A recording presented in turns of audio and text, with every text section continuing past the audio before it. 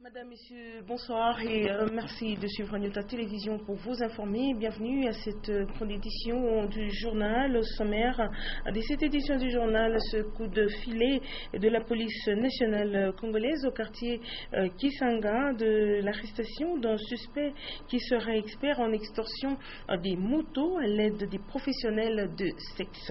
Et puis ce jeune homme retrouvé mort sur son lit ce lundi 27 octobre. La scène s'est passée au quartier Gambela de prime abord. L'on ferait allusion à une pendaison, mais tout porte à croire que ce jeune homme âgé de 26 ans a succombé aux blessures après avoir été tabassé en dehors de chez lui. Madame, Messieurs, bienvenue donc à cette édition du journal. Les éléments de la police nationale congolaise du bataillon sud-ouest de Kisanga ont appréhendé l'un des cerveaux de l'insécurité du quartier Jekamine et du quartier Kisanga. Il est donc accusé des viols et extorsions des motos à l'aide des professionnels des sexes.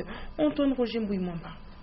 Il serait recherché à Kananga et Mbujimai, où ils opéreraient comme suicidaires, c'est-à-dire des déserteurs, auteurs des tueries au polygone Miba. Le criminel Mukenge Chahi est tombé dans le filet à maille du groupe mobile d'intervention sud-ouest de Kisanga, à la tête d'un grand réseau de malfaiteurs dont M. Katumbai, brûlé vif il y a près d'un mois à Kisanga. Ces présumés malfrats avec sa bande s'adonnaient à l'extorsion et vol des motos, des actes de criminalité au quartier Kisanga, Jekamine et autres de la ville de Lubumbashi. Les majors Simplice Chikala. Ces dernières sollicitent le service des autres motards et ils vont rejoindre ces bandits pour récupérer les motos. En cas de résistance, ils abattent les propriétaires. Pour y arriver, ils utilisaient les professionnels des sexes hébergés par un cadre de base, le chef de cellule, Ntanda. Et c'est dans la parcelle de ce chef de cellule que les stupéfiants, chanvre et autres alcools prohibés sont vendus. Comment lui, en tant qu'agent de l'État, ne devrait pas dénoncer ça? D'autres cas ont été présentés au district ville de la police nationale congolaise. Il s'agit des présumés violeurs, bandits qui volent des véhicules et qui braquent les pompistes des stations-service de Lubumbashi. Curieusement, dans ces groupes, il existerait aussi des détenus de la prison de Kassapa qui, une fois libérés, se remettent à leur sale besoin. Enseignement supérieur et universitaire, la rentrée académique, édition 2014-2015, est-elle effective? Il s'avère que cela est timide. Constat fait rendu par Edouard Congo. À l'enseignement supérieur et universitaire, les cours sont censés reprendre après la cérémonie solennelle et officielle de rentrée académique. Cependant, la situation qui sévit actuellement sur les cités universitaires laisse à désirer. Près de 2 semaines après cette rentrée académique 2014-2015, l'ambiance est encore timide sur les cités universitaires, alors que quelques enseignants zélés dispensent déjà les cours devant un petit nombre d'étudiants. Il y en a d'autres qui ne sont pas encore délibérés et qui attendent que les jurys finalisent leurs résultats. Ces irrégularités ont engendré des réelles perturbations dans les chefs des étudiants qui ignorent leur sort. Certains se demandent s'il faut reprendre les cours dans leur ancienne promotion ou s'il faut se rendre dans la promotion supérieure. Le retard des délibérations de la deuxième session a une incidence sensible et sur les activités académiques et sur la dispensation des cours et même l'engouement des étudiants. Interrogés à ce sujet, les autorités de l'UNILU s'estiment non encore prêtes de réagir. En attendant, la rentrée académique est loin d'être effective. Le gouvernement provincial du Katanga se préoccupe de la prise en charge des malades mentaux. Bientôt en synergie, le ministère provincial de la Santé et celui de l'Intérieur ainsi que la mairie de Lubumbashi comptent regrouper tous les malades mentaux dans une structure hospitalière et dans un centre d'accueil pour leur prise en charge. Maurice Mazel. Le nombre de malades mentaux augmente au jour le jour à Lubumbashi. Dans des coins isolés de la ville ou à découvert, ils élisent leur domicile. Ils passent la nuit à la belle étoile. Ils ont des adresses fixes. La crasse est pour toujours leur confort. Comme mobilier, ils s'encombrent de lourds fardeaux. Les Louchoises et Louchois sont indifférents à leur triste sort. À Lubumbashi, les malades mentaux sont stigmatisés par la communauté. Quant aux personnes vivantes avec handicap mental sur notre ville de Lubumbashi, nous avons jugé que c'était une question de sécurité, une question de santé. Humainement parlant, nous voulons considérer d'abord parce que ce sont des personnes vivantes, donc les familles récupèrent leurs frères qui sont malades sur les lieux publics, les édifices, et malheureusement on les retrouve à côté des immondices. Vous savez vous-même que la gestion de la ville, c'est d'abord une priorité par rapport aux immondices, à l'assainissement du milieu, à l'environnement et tout cela. Nous voudrions réunir déjà l'essentiel de manière à ce que nous puissions prévenir très très prochainement certains aspects sécuritaires. D'aucuns les tiennent responsables de leur état de santé actuel. Abandonnés de tous, même de leur propre famille, ils vagabondent chacun dans son territoire. La paix est revenue au sein du comité provincial et urbain des personnes vivant avec handicap. Vous le savez, ainsi le maire de la ville, Jean-Oscar Sangouzin Mutunda, leur a prodigué des conseils. C'était au cours de l'audience leur accordée ce lundi 27 octobre à la mairie de Lubumbashi. Une fois de plus, Maurice Mazel. Nous sommes venus pour remercier M. le maire pour le rôle qu'il a joué. Vous avez tous suivi ce qu'il y avait eu comme divergence de point de vue, parce qu'on ne peut pas parler de conflit. C'était un débat d'idées, mais il nous a enrichis à partir des arguments qu'il nous avait donnés lorsqu'il nous avait réunis, ce qui nous a permis d'estimer les calmiers de la paix et de comprendre que nous devons évoluer la main dans la main pour l'intérêt supérieur de la communauté. C'est ce qui venait d'être fait, nous sommes venus les remercier. La journée du 3, c'est la journée mondiale des personnes de handicap et nous allons organiser des journées de séminaires parce qu'il y aura un séminaire de renforcement des capacités pour 3 jours et nous allons organiser des expositions des œuvres de personnes en situation de handicap, aussi la fête. Et c'est ainsi que le maire de la Ligue vient vraiment de nous confirmer sa participation active par rapport à cette journée. Et nous sommes très contents parce que comme nous dépendons de la ville, et c'est le maire qui est le garant de la ville, et cette manifestation doit se passer dans la ville de Lubumbashi, en collaboration avec les autorités. Donc nous sommes très ravis de sa position, nous sommes très ravis de sa façon de nous accueillir, et nous leur assurons que nous allons tout faire pour satisfaire nos propres frères vivant avec handicap. Une fois de plus, les ophtalmologues de Shalinai Clinic ont administré des soins d'yeux gratuits et cette fois-ci, c'était à la communauté indienne de Vivon à Lubumbashi et le camp de soins a été érigé dans l'enceinte de l'église indienne de la commune Lubumbashi. Janine Bouchou-Ombakou, Michel Olela. C'est pour la deuxième fois que l'équipe de Shalinai Clinic s'est rendue dans la communauté indienne de la capitale cuprifère pour administrer des soins d'yeux.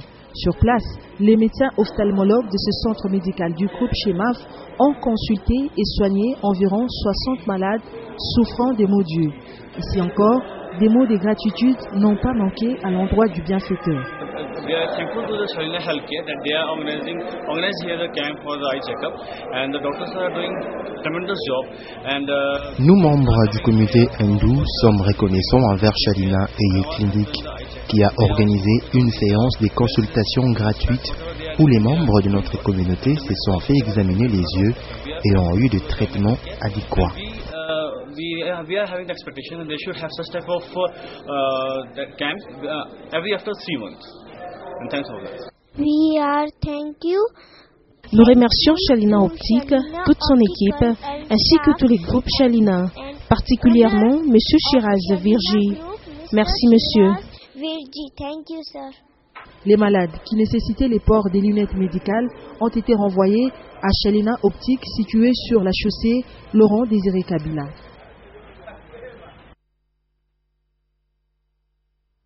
Autre Actualité, d'ici quelques jours, le pont jeté sur la rivière Lubumbashi à hauteur de l'avenue de la Digue à la Katouba sera opérationnel. Débuté au mois de septembre dernier, les travaux de réfection de cet ouvrage sont pratiquement arrivés à leur terme. Janine Bouchou, Michel Olila, une fois de plus. C'est sous financement du gouvernement provincial du Katanga que s'exécutent les travaux de réfection du pont se trouvant sur l'avenue de la Digue de la commune Katouba. Pour l'heure, les ouvriers de l'entreprise chargés de réhabiliter cette infrastructure sont à la dernière étape. Ils font les accotements, c'est-à-dire remplissent et aplanissent la terre dans l'espace compris entre le pont et les trottoirs. Pour être complètement à l'abri des inondations pendant la période des fortes pluies, les habitants du coin souhaitent que les terres jetées dans les canalisations soient enlevées.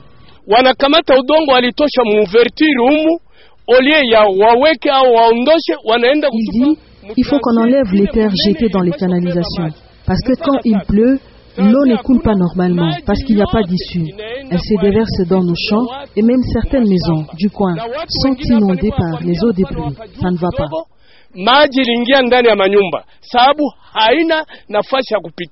L'autre pont de la même commune, qui se trouve sur le boulevard Katouba, est déjà ouvert au public il y a de cela quelques semaines. Uche Ofodile, le directeur général de la société de télécommunications Tigo, il s'est donc entretenu ce lundi 27 octobre avec le freelanceur de Tigo, Paul de Kampemba. L'entretien a été axé sur le déroulement du travail ici au Katanga. Suivez ce reportage. La rencontre des freelanceurs de la société de télécommunications Tigo du pôle Kampemba était spéciale le lundi 27 octobre. Elle a connu la présence d'une délégation venue de Kinshasa. À sa tête, le directeur général de Tigo, Madame Uche Ofodile. Arrivée à Lubumbashi pour un état des lieux, Uche Ofodile était chaleureusement accueillie et s'est entretenue avec les freelanceurs sur leurs préoccupations et celles des abonnés. Elle a suivi avec attention l'assistance et a également félicité le travail abattu par Tigo Katanga. Elle les a encouragés au travail bien fait. Elle livre l'objet de sa venue au Katanga. We're very happy. We're seeing a lot of growth and we're continuing to invest in this region. This year we've done some investments. We're going to do even more so next year. So the sky is our limit, basically, and we continue to see very good results here. Thanks to the team. Le réseau continue à grandir, nous continuons à investir dans le réseau ici au Katanga et les résultats sont en train d'augmenter. Nous remercions encore une fois les équipes et nous continuons à croire dans le futur de la province du Katanga et nous continuons à se porter. La rencontre du directeur général de Tigo était sanctionnée par la prise de photos en famille. Les habitants du quartier Gambela se sont réveillés ce lundi 27 octobre avec une mauvaise nouvelle. Il s'agit de la mort d'un jeune homme âgé de 26 ans. À première vue, l'on penserait à une pendaison. On mit quelques égratignures sur son corps, font penser à un meurtre. Le jeune homme est bien connu dans son quartier. Edouard Kanko nous en parle. Il s'appelle Ben Chibamba. Ce jeune homme de 26 ans trouvé mort dans sa maison sur l'avenue de la Moto au quartier Gambela. La première version fait allusion à la pendaison, laquelle version est confirmée par les voisins et autres observateurs, y compris l'autorité municipale de Lubumbashi. Mais les frères de la victime rejettent cette assertion et soutiennent que leur frère aurait été agressé et tué ailleurs. Les blessures sur le corps de Ben, l'état de son t-shirt semble confirmer cette hypothèse. Il y a ça, cet habit ici. C'est ce qu'il avait porté hier. On vient ce matin, on trouve une partie de l'habit et on dit qu'il s'est pendu. Non, c'est pas normal. C'est sur le lit. C'est sur son lit, il essaye là. Et vous dites qu'il s'est pendu. Comment quelqu'un peut se pendre avec des plaies comme ça? C'est pas normal. Il est tué. Ben est tué, c'est ça. De l'avis du bourgmestre de la commune de Lubumbashi, les enquêtes sont en cours pour déterminer les vraies causes de ces décès ignobles. Les frères de Ben, inconsolables, n'en croient pas leurs yeux. Et pourtant, ils ont joué au football avec lui la veille de sa mort. Sport, pendant 4 jours, les cavaliers venus de différents pays du monde ont compétit au cercle hippique de Lubumbashi à l'occasion de la 24e édition du concours de saut international. La clôture s'est déroulée dimanche avec le sacre de Malta Forest pour la République démocratique du Congo. Jean-Marc Nkoulou et Sam Kitenge dans ce reportage. Je suis donc. La 24e édition de concours des sauts international s'est clôturée ce dimanche 26 octobre 2014 au cercle hippique de Lubumbashi avec 2 courses en derby. La famille qui nous rejoint, Jojo et Maggie Forest. Le derby Maggie Forest verra la domination de la République démocratique du Congo avec Malta Forest sur une hauteur de 1,10 m. Le cavalier de la RDC va réaliser un temps de 100 secondes sans faute sur son parcours. La deuxième place est belge avec Marie Foulon, 141 secondes, et la Belgique est troisième. Les vainqueurs ont eu droit à des médailles, de trophées ainsi que d'autres prix. La 24e édition vient de se terminer et c'est la victoire de la RDC qui est à l'honneur encore aujourd'hui. Et donc nous sommes tous très très fiers et très contents que cette 24e édition s'est bien déroulée. Beaucoup de spectacles, beaucoup de sauts, beaucoup d'émotions et beaucoup de victoires également pour la RDC. On peut toujours s'améliorer, on a beaucoup appris pour l'année prochaine, parce que l'année prochaine c'est la 25e édition du concours de saut international, ça sera dire un quart de siècle. Et donc c'était un bel entraînement et je dirais vraiment je remercie toute l'équipe parce qu'il ne faut pas oublier que c'est une équipe d'amateurs qui organise un événement sportif de renommée internationale au Katanga, en RDC, à Lubumbashi. Pour les organisateurs, cette 24e édition a été un succès. Religion, le 30e dimanche ordinaire a coïncidé avec l'ouverture de l'année pastorale 2014-2015 au doyenné Saint-Paul de Kasumbalesa. Au cours de la messe, Monseigneur Gaston Rouvesi a octroyé le sacrement de confirmation et imposé la bénédiction papale aux couples ayant totalisé 25, 40, voire 50 ans de vie de couple. Pascal Moncala. En route pour une nouvelle année pastorale avec un thème interpellateur, famille rayonne la joie de l'évangile, le doyenné de la mission Saint-Paul, Kasumbalesa, a commencé cette démarche par une procession partie du chemin de fer jusqu'à la paroisse Saint-Paul-Lumata.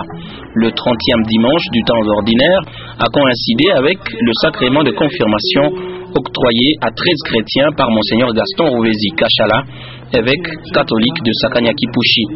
Par cette cérémonie, ces chrétiens sont invités à témoigner de la bonté du Christ ressuscité à travers le don du Saint-Esprit. L'autorité de l'église locale a également imposé la bénédiction du pape sur les couples ayant totalisé 25, 40 et 50 ans. Les lectures du jour ont tourné autour de l'amour, synthèse des 10 commandements des dieux.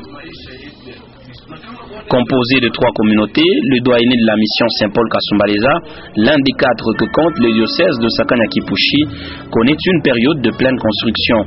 Et M. l'abbé Jean-Baptiste Kabamba Kaseba, qui en est le curé, a remercié tous les bienfaiteurs, commençant par Monseigneur l'évêque, pour le soutien aux efforts du doyenné.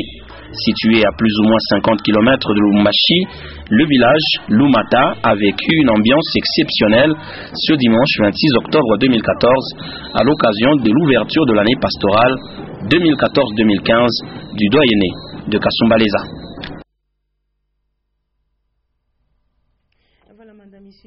Fini avec cette grande édition du journal. Il a été donc question au cours du journal de ce coup de filet de la police nationale congolaise au quartier Kisanga qui a appréhendé un suspect qui serait expert en extorsion des motos à l'aide des professionnels de sexe. Et vous avez également suivi ce jeune homme retrouvé mort sur son lit ce lundi 27 octobre. La La scène s'est passée au quartier Gombela et de prime abord, l'on ferait allusion à une pendaison. On mit tout porte à croire que ce jeune homme âgé de 26 ans a succombé aux blessures après avoir été tabassé en dehors de chez lui. Voilà, madame, messieurs, c'est la fin de cette grande édition du journal. Merci à vous tous de l'avoir suivi. Excellente suite de programme sur Nyota Télévision.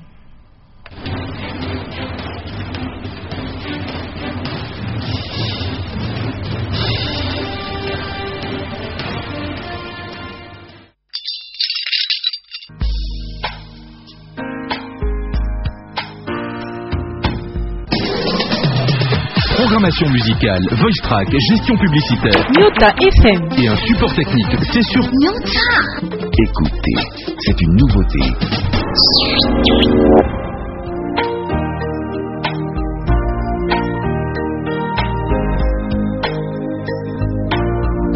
I got lost, couldn't find my way, and I guess there's no